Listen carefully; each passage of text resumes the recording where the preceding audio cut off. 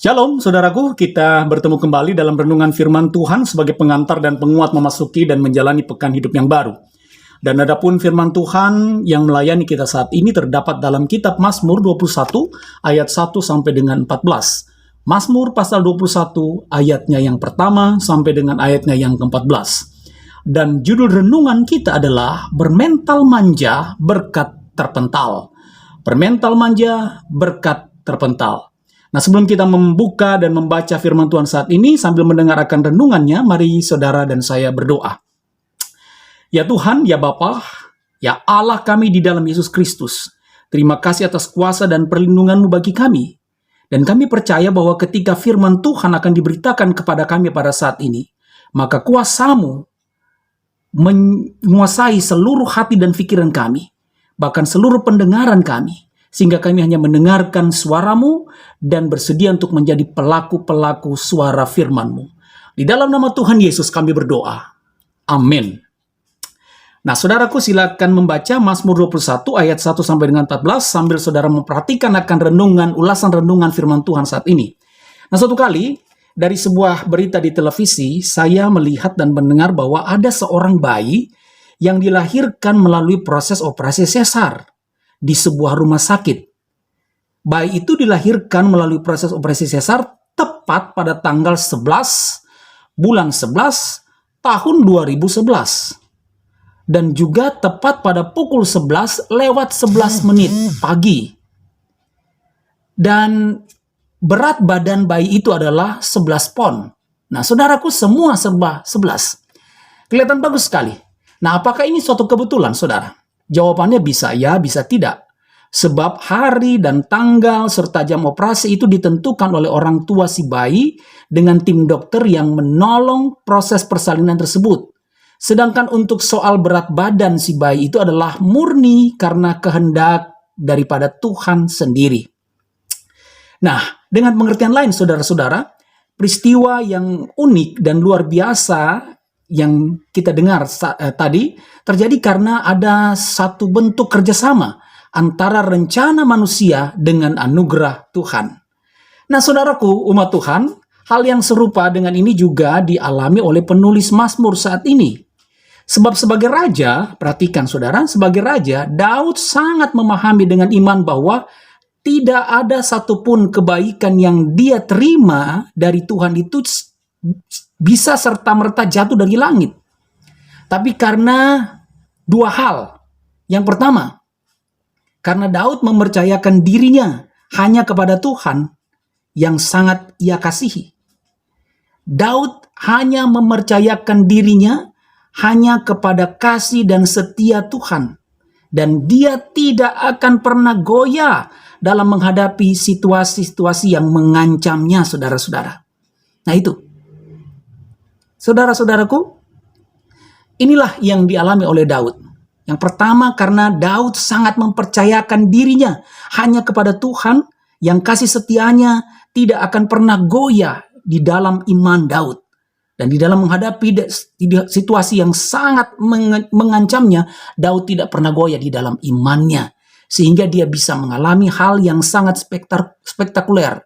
Dia mempercayakan diri. Nah, saudara-saudaraku, melalui kesaksian iman dari Raja Daud saat ini kita bisa mendapat beberapa pengajaran pengajaran utama antara lain sebagai berikut, yaitu Tuhan tidak ingin kita hidup dengan bermental manja dalam menghadapi pergumulan-pergumulan kita. Tuhan akan menopang, Tuhan akan memberkati saudara dan saya dalam menghadapi segala pergumulan-pergumulan hidup saudara dan saya. Jika kita benar-benar percaya dengan mantap hanya kepada Tuhan Yesus. Itulah usaha kita. Jadi disitulah kolaborasi antara saudara dan saya, antara saudara dan Tuhan.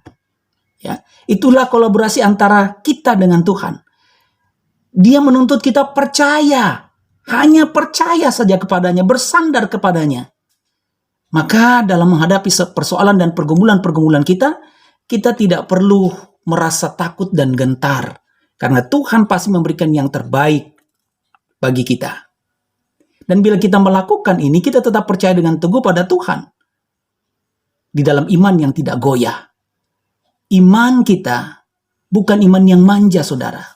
Maka yakinlah bahwa anugerah Tuhan Yesus pasti sangat baik bagi kita.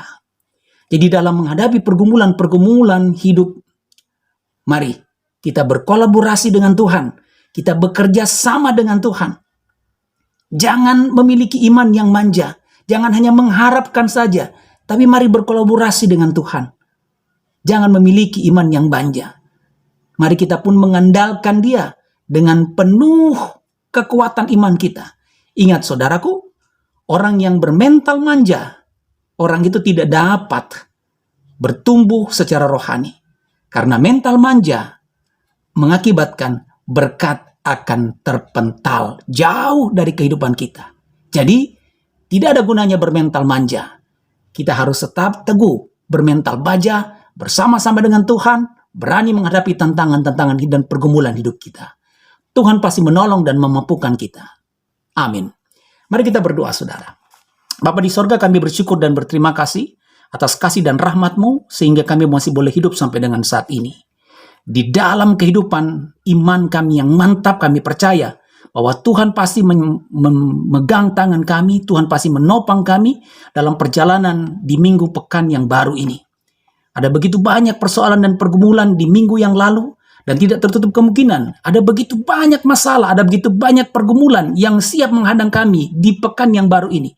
Tapi mental kami tetap kuat di dalam Tuhan, dan kami hanya percaya kepadamu, dan Tuhan mengerjakan yang terbaik bagi kami. Terima kasih Bapa di sorga atas kebenaran firman-Mu saat ini. Kami menyerahkan akan rumah tangga kami menyerahkan akan pekerjaan kami menyerahkan akan usaha-usaha yang kami lakukan. Lalu kami semua yang ada dalam pergumulan sakit penyakit dengan kelemahan-kelemahan tubuh kami percaya Tuhan bahwa sakit penyakit ini tidak akan membuat kami bermental manja di hadapan Tuhan. Tapi kami semakin bermental baja karena kami memiliki Yesus yang lebih hebat, yang lebih kuat daripada sakit penyakit kami. Dan kami yakin ketika kami sudah berdoa saat ini, kami yang sakit sudah pulih, sudah sembuh. Berkati orang tua kekasih kami, baik yang bersama dengan kami maupun yang terpisah dengan kami di kampung halaman kami. Berkati bangsa dan negara kami, berkati gereja-gereja-Mu di atas muka bumi ini Bapa di sorga. Berkati dan berikan mereka kekuatan di dalam mengabdikan diri, di dalam pelayanan, kesaksian, persekutuan. Kiranya mereka tetap ada di dalam lindungan kasih-Mu. Berkati hamba-hamba Tuhan yang terlibat di dalam pelayanan, kesaksian, dan persekutuan. Berkati mereka, tambah-tambahkan hikmat sehingga hamba-hamba Tuhan ini tetap melayani-Mu dengan penuh hikmat yang takut akan Tuhan. Sekali lagi Bapa di sorga, begitu banyak masalah, begitu banyak persoalan yang harus kami hadapi. Tapi mental kami di dalam adalah mental baja. Karena kami percaya bahwa Engkau tidak akan tinggal diam. Engkau memberkati akan mental kami, akan kekuatan iman kami. Sehingga kami boleh melihat ada solusi, ada jalan keluar dari pergumulan-pergumulan kami. Bapa di sorga, ampunilah bangsa dan negara kami. Ampunilah kami semua. Berikan kami menjadi bangsa dan negara yang layak untuk hidup di hadapan-Mu. Terkhusus ketika kami menghadapi masa pandemi saat ini. Bapa di sorga, berkati akan pemerintah kami, TNI Polri, para nakes, semuanya kami serahkan di dalam tangan kuasa kasih-Mu. Dan saat ini Bapa di sorga, perkenankan kami, perkenankan juga hamba-Mu sebagai hamba yang Kau pilih dan Engkau urapi. Perkenankan para subscriber ini tunduk di hadapan-Mu dengan kerendahan hati, dan hamba mengucapkan berkat bagi saudara-saudara hamba ini. Tuhan memberkati engkau dan melindungi engkau.